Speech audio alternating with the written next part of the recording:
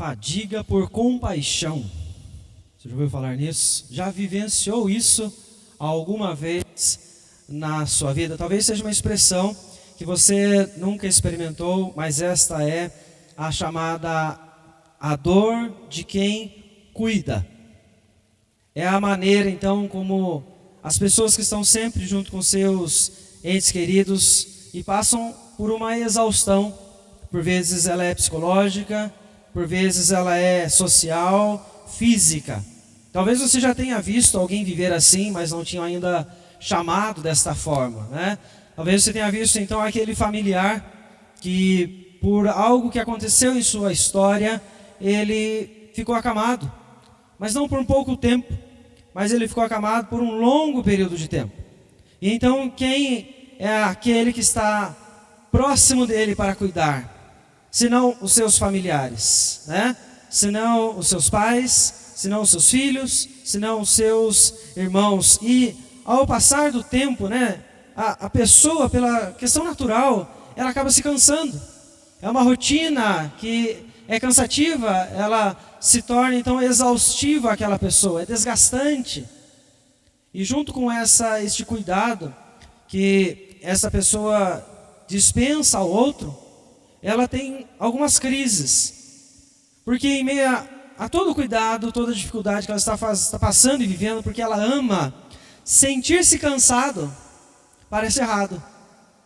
E por isso então surge uma crise, porque a impressão é que quando eu me sinto exausto, eu me sinto cansado por fazer isso, é porque eu não a amo, é porque eu não estou fazendo aquilo que então eu deveria fazer.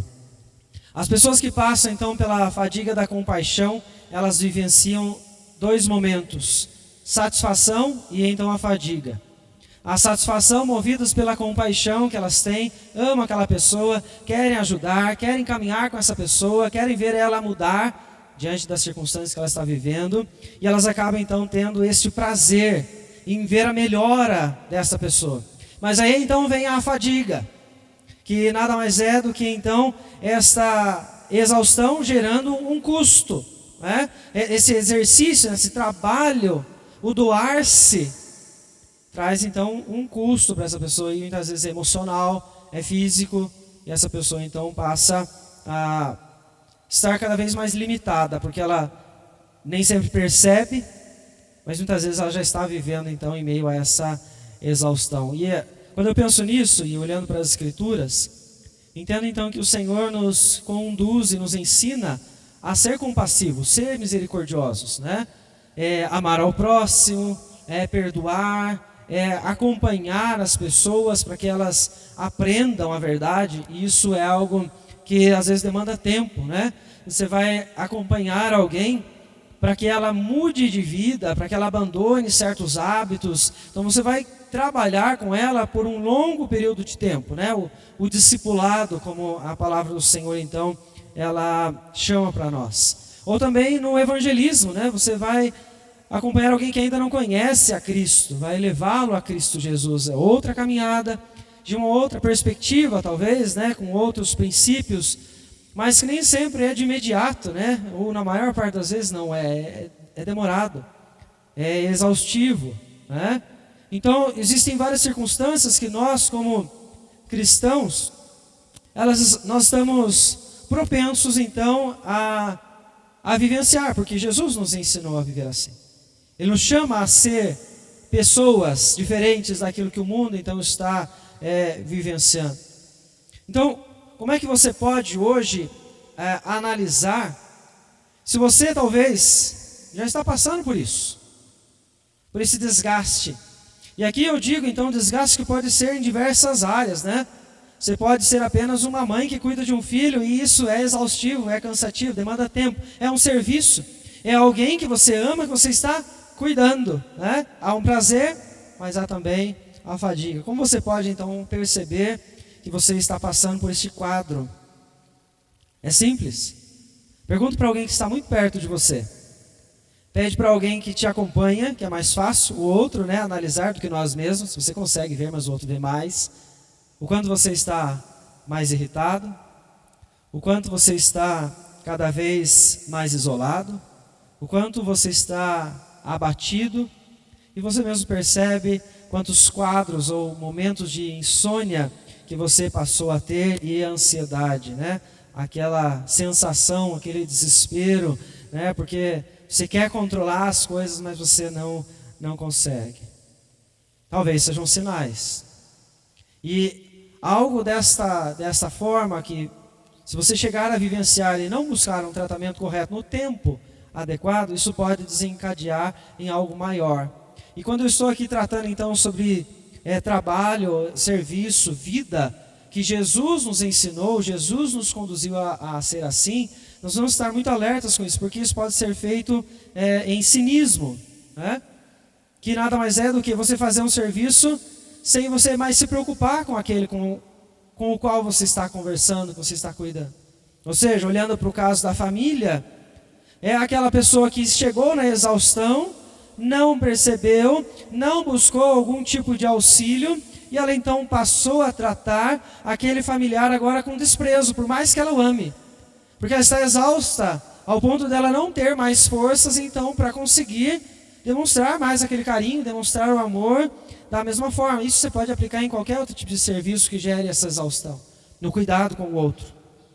Como você pode também para aquela palavra, né, que hoje em dia está um pouco mais conhecida, que é o burnout, ou burnout, né, não sei a expressão correta, né, que é um esgotamento total, né? Ou seja, a pessoa fez muito daquilo, e ela não aguenta mais, a mente dela chega num limite, onde ela então já não é capaz mais de nem exercer as tarefas como ela estava fazendo antes. É uma espécie de bloqueio causado por essa exaustão, né? Então ela não produz mais como ela produzia, ela não se comporta mais como ela se comportava, então ela começa a ficar limitada para ela poder então fazer as suas atividades normais. E onde está a solução para isso? Se você identifica isso em você, ou se você conhece alguém que está passando por isso, qual é o lugar onde você vai encontrar então a solução para tudo isso? É no Senhor. Porque Deus traz o descanso para a nossa alma. Eu quero convidar você a ler a palavra do Senhor, onde nós vamos aprender sobre isso. É o Evangelho de Mateus, capítulo 11, versículo 28 ao versículo de número 30.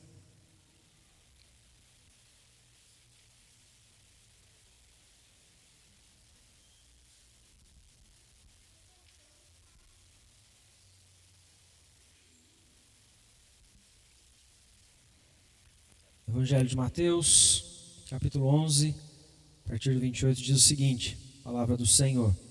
Vinde a mim, todos os que estáis cansados e sobrecarregados, e eu vos aliviarei.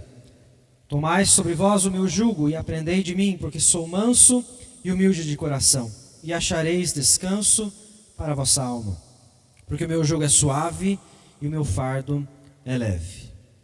Vamos orar mais uma vez. Senhor, nós nos colocamos perante o Senhor nesta noite, com a Tua palavra que acabamos de ler, pedindo que o Senhor fale ao nosso coração, que o Senhor venha fortalecer a cada um de nós, que o Senhor venha nos dar a clareza da verdade, que o Senhor venha gerar conversões esta noite, a compreensão da certeza do que Cristo fez. Clamamos a Ti, ó Deus, que o Senhor tenha misericórdia de nós, que o Senhor nos conduza para sairmos da Tua casa esta noite diferentes de como nós estávamos quando chegamos. Que todos os problemas, dificuldades que nós temos vivido, que temos passado, sejam agora trabalhados pelo Senhor, através da Tua palavra, pelo poder do Teu Espírito Santo em nós. Em nome de Jesus, nós oramos e desde já agradecemos a Ti. Amém, Senhor.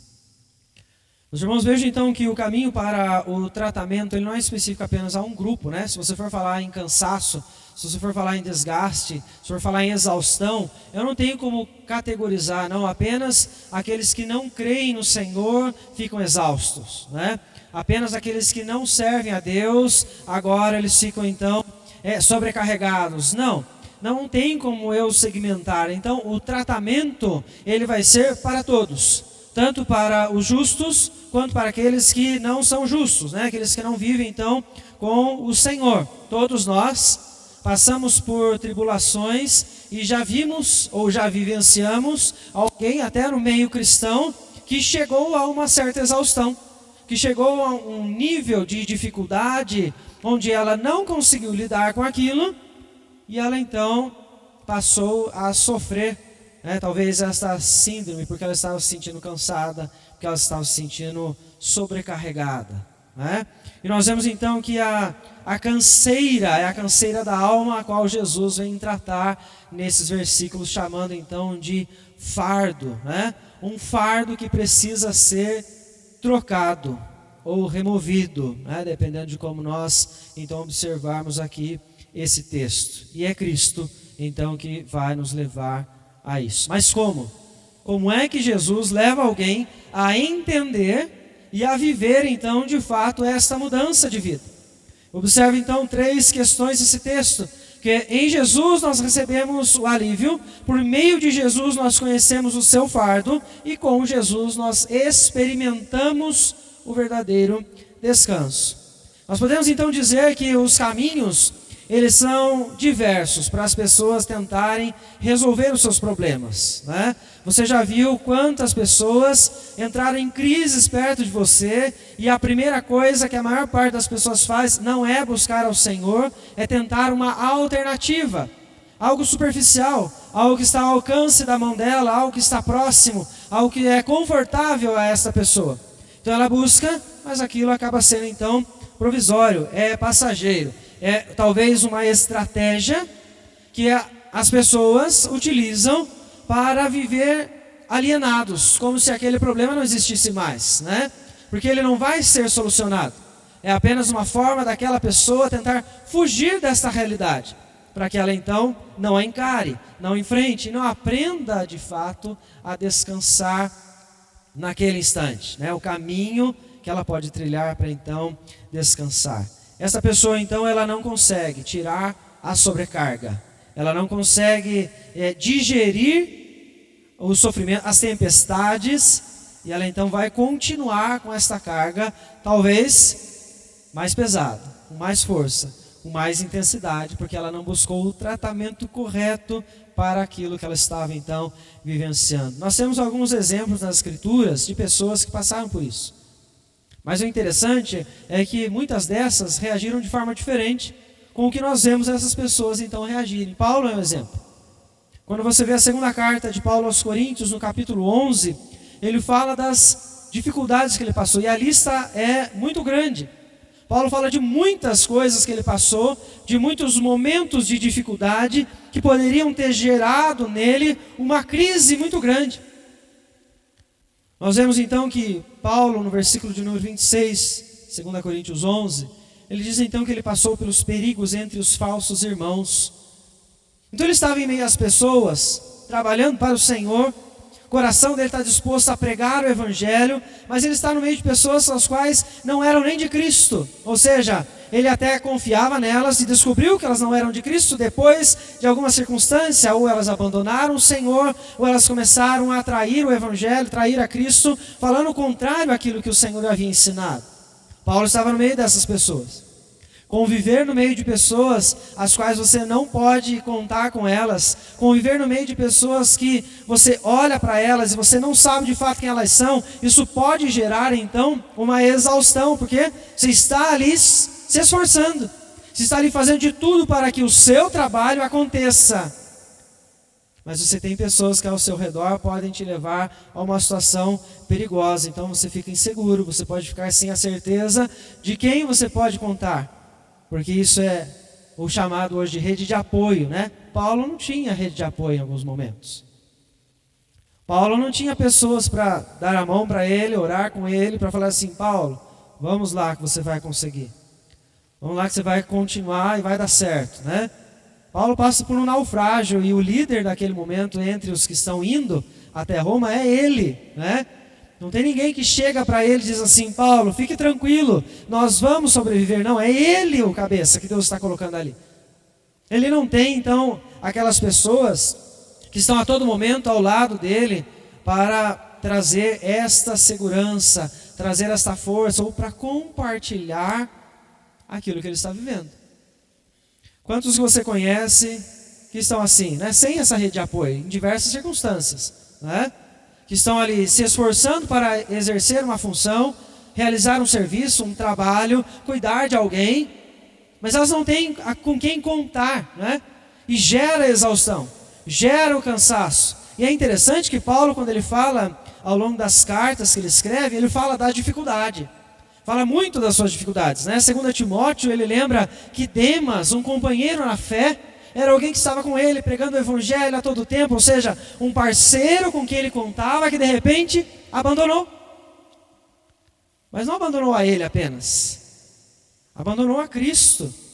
Porque como o texto diz, 2 Timóteo 4,10, ele passou a amar o presente século, ou seja, ele voltou à vida pecaminosa que ele tinha. Então, se era alguém com quem Paulo podia contar, agora já não é mais.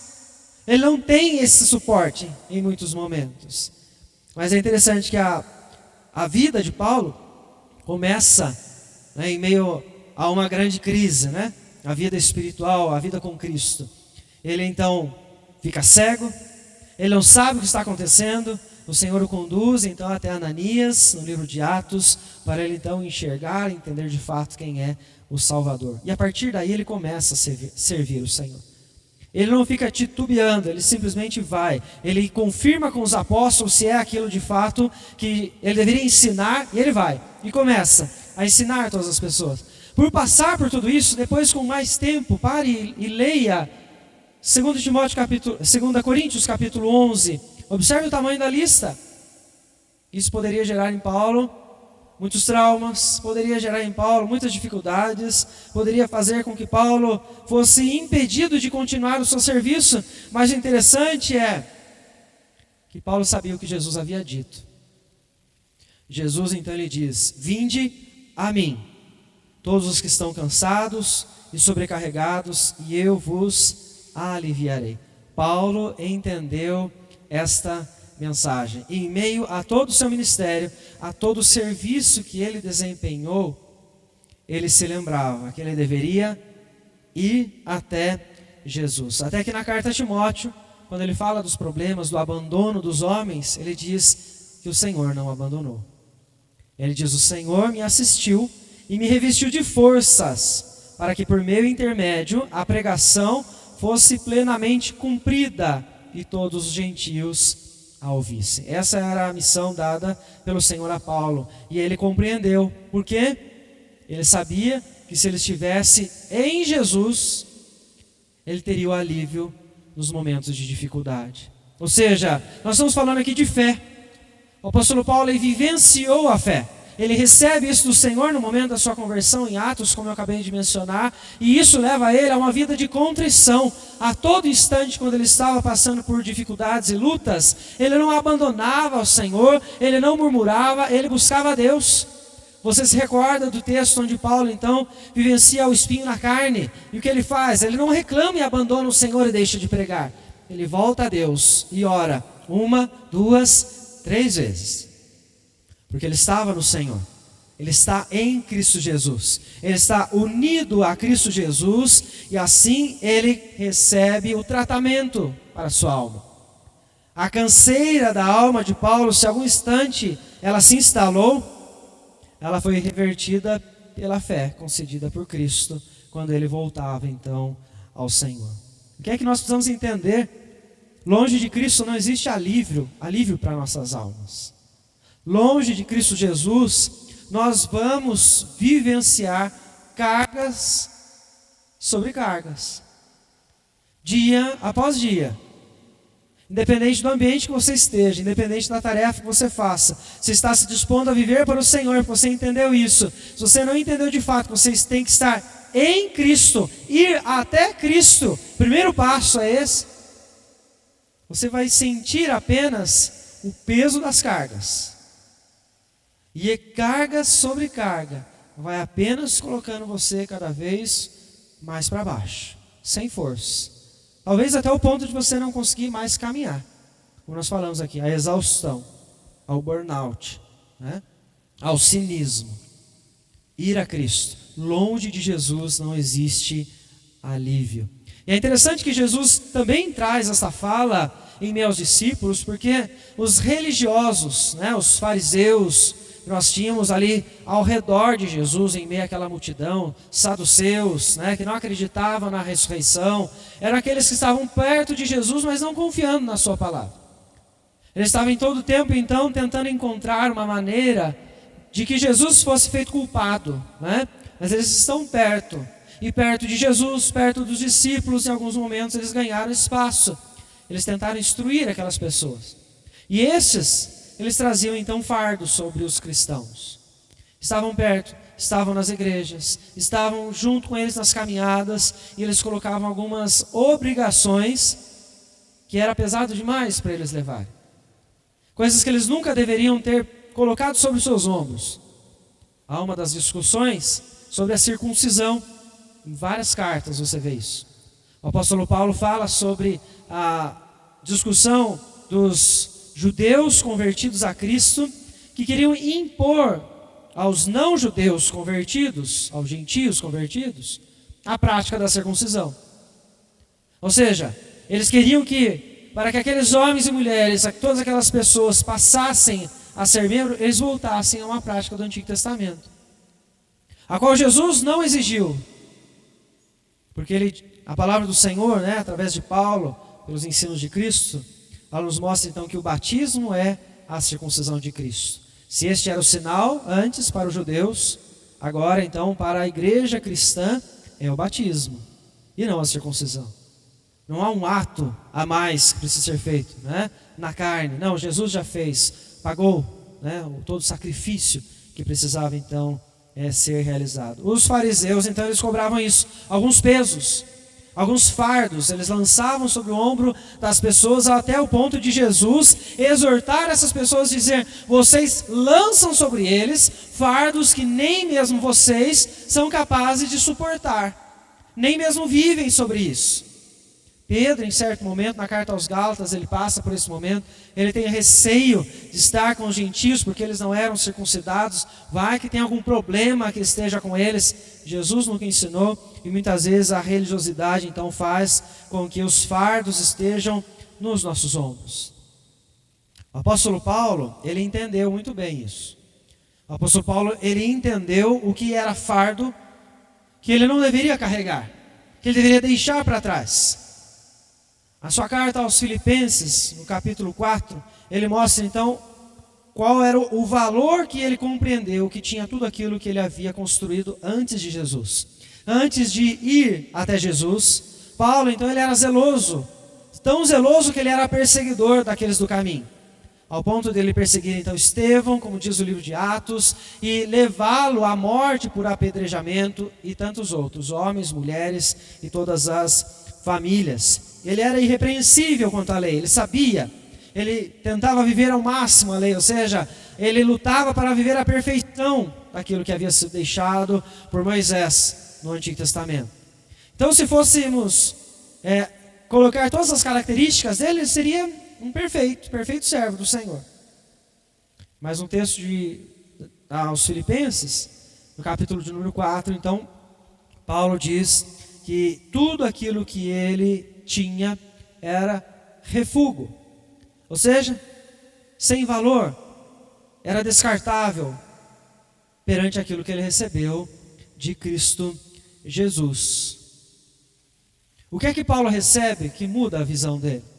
O que é que Paulo recebe para que ele entenda que todo o conhecimento que ele recebeu até agora, da sua linhagem, que ele era descendente da tribo de Benjamim, então entre os judeus nas sinagogas, ele aprendeu desde criança, cresceu, se tornou um mestre.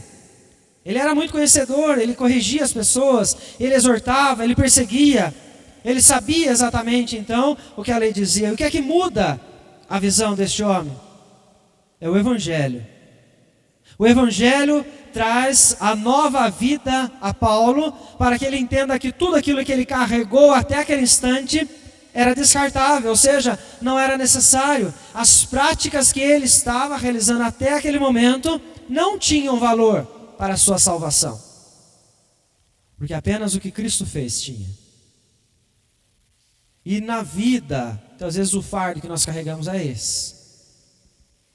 Eu me esforço tanto para fazer com que Deus me aceite pelas características que eu acredito que eu deva ter, que eu jogo um fardo nos meus ombros. Como se com isso eu fosse capaz de mudar alguma coisa sobre minha salvação, né? Você pode citar várias coisas. Não, agora eu sei que eu não faço mais isso, não faço mais aquilo. Você já pensou isso em algum instante da história? Porque alguém te ensinou assim. Que você tinha que começar a deixar os erros para depois frequentar uma igreja, para depois você dizer que você é servo do Senhor. Isso é fardo. Isso é uma responsabilidade na qual você ainda não tem condição de agir sem Cristo Jesus. Se Ele não estiver na sua história, nada disso acontece. Você vai lutar para abandonar um vício. Sem Jesus você não vai conseguir. É o Evangelho que muda a sua história. É o Evangelho que tem a capacidade, então, de mostrar a você que o caminho para a salvação é a graça e não o seu esforço. Isso mudou a vida de Paulo. Isso transformou a vida daquele homem de alguém que achava que era bom em alguém que agora entendia que não era nada perante o Senhor. Que era tudo que ele tinha era pela graça. Tudo que ele fazia era pela graça. E por isso, mesmo com os fardos, mesmo com as dificuldades, ele deixa isso de lado. E ele mostra agora, então, o quanto que o Evangelho mudou a sua história. O quanto que ele começa a viver de forma diferente. Ele enfrenta, então, momentos muito difíceis, né? Ele enfrenta a perseguição, ele enfrenta a prisão por causa disso, quase morte por causa disso. Mas ele não abandona, e talvez, se você olhar para Paulo hoje, se ele estivesse no nosso meio, e você visse ele se esforçar dessa forma, você talvez iria chamá-lo de louco, para falar, não, por que é que ele não para? Por que é que ele insiste nesse caminho? É por causa do Evangelho. É o Evangelho de Cristo que mudou a vida desse homem, é o Evangelho de Cristo que então pode mudar a história de qualquer pessoa. O Evangelho ensina sobre perdão, o Evangelho vai ensinar para nós sobre a paz, o Evangelho vai ensinar para nós sobre a filiação que nós temos através de Jesus. A sua condição é alterada completamente. Você deixa de ser uma simples criatura em meio a todas as outras. Você passa a ser filho de Deus. Você passa a ter intimidade e poder chamar o Criador de Pai agora. O Evangelho traz essa consciência a você. Entender exatamente aquilo que Cristo Jesus fez muda a sua perspectiva de vida. E é por isso que sem Jesus, todo fardo será sempre exaustivo demais, desgastante demais, porque você não sabe para onde você tem que correr. Você não sabe o que você tem que fazer, porque não tem nenhum conhecimento na mente ainda que possa trazer para você então essa esperança de que até os problemas vão passar, ou que os problemas fazem parte de uma transformação naquilo que o Senhor está fazendo.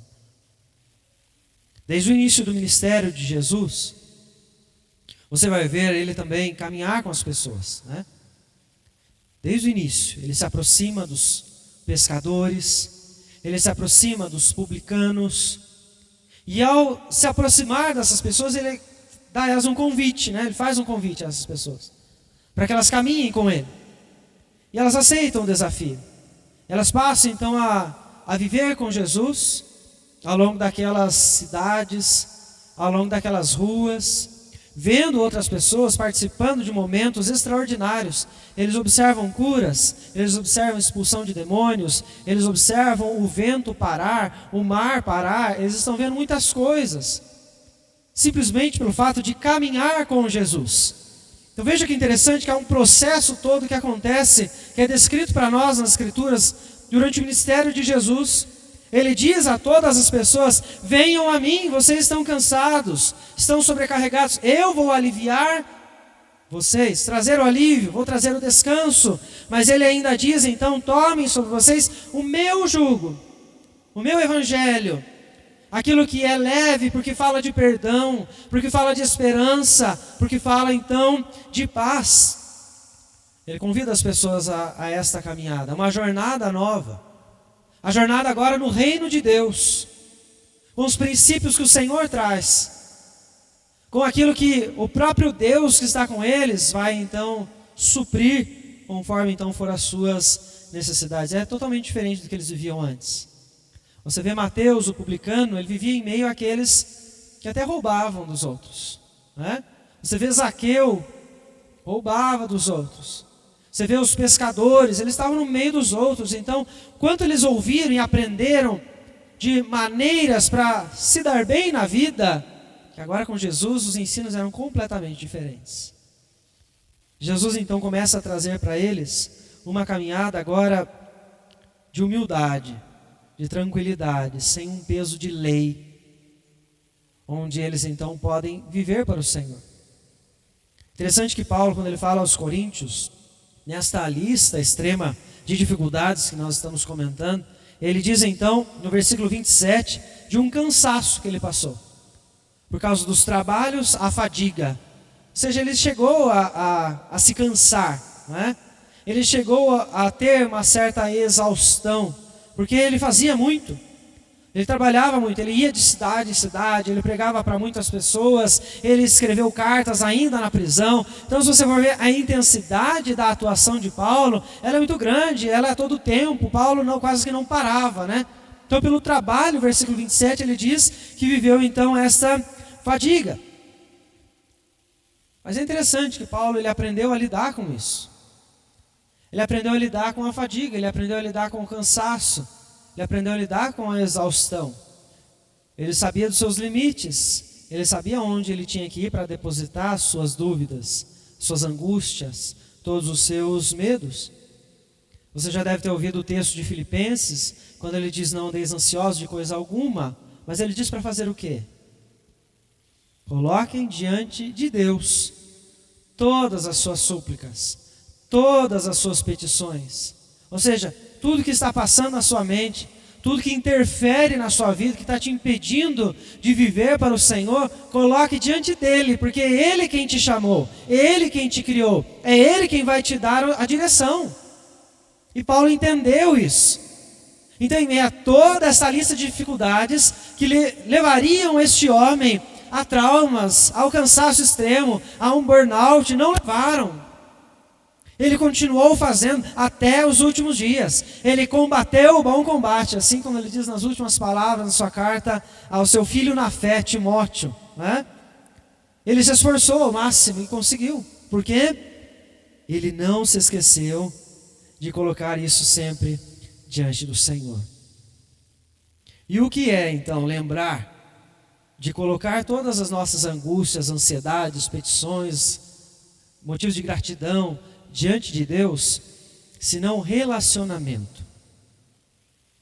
Não basta apenas você ir a Cristo Jesus, não basta apenas você entender o Evangelho, o fardo de Cristo e passar a carregá-lo, ou seja, aceitar esse desafio e caminhar com Ele, mas é preciso então, todos os dias, depositar a sua vida diante do Senhor, viver com Ele, experimentar o reino de Deus com Jesus, onde você estiver, com quem você estiver, no trabalho em que você estiver então exercendo, porque é com Jesus que nós experimentamos então o descanso verdadeiro para a nossa alma. Eu não sei qual é o serviço que você está desempenhando. Se esse serviço ele pode te levar de uma maneira muito rápida ou a longo prazo a uma exaustão extrema. Se você está prestes a entrar num burnout ou já está vivendo, eu não sei. O que a palavra do Senhor ela nos ensina esta noite é que todo o serviço realizado, ele pode ser feito em paz. Desde que seja feito por alguém que está em Cristo Jesus, vive por meio do Evangelho de Cristo Jesus e mantém um relacionamento diário com agora aquele que eles então chamam de Senhor. Eu quero te lembrar uma expressão de David Powlison, onde ele fala: Deus é Deus, você não é. Você tem um serviço a desempenhar, seja no seu trabalho, seja na sua casa, né? Não sei o que tanto você está colocando na sua agenda, né? Mas o que você precisa lembrar? Existe um limite para tudo isso. Se a sobrecarga está batendo na sua porta, coloque diante do Senhor. Este é o seu limite. Ou pare. Busque parcerias. Busque pessoas para que estejam com você. Descanse. Eu sempre falo que o dia mais importante, talvez um dos, né? O domingo também é. Mas para o pastor, é a segunda-feira. Tem dia que eu não atendo a sua chamada. Tem dia que eu não respondo suas mensagens. E geralmente é segunda-feira. Por quê? É o dia que eu separei para o descanso. Se a gente não para, a gente não dá conta. Independente do que você esteja fazendo, você precisa entender o seu limite. Você precisa entender que você precisa de paz, refúgio, lugar de descanso. Esteja na presença do Senhor, então buscando a Ele diariamente. Busque lugares tranquilos, companhias alegres, companhias que edifiquem a você. Muitas vezes você está vivendo em meio de pessoas as quais você não sabe nem mais o que é um dia de paz. E precisa mudar isso, para que você viva para o Senhor. Você possa honrar ao Senhor, glorificar a Deus em tudo aquilo que você está então fazendo. Isso vai te levar a uma outra disposição de mente, né? Você não vai mais estar então escravo daqueles sentimentos que te levaram a ser caluniador, murmurador, porque você quer então encontrar um culpado para tudo isso que você está vivendo. Não, a sua mente agora vai ser voltada a um sentimento de gratidão. Você faz tudo que você faz grato, porque você está em paz.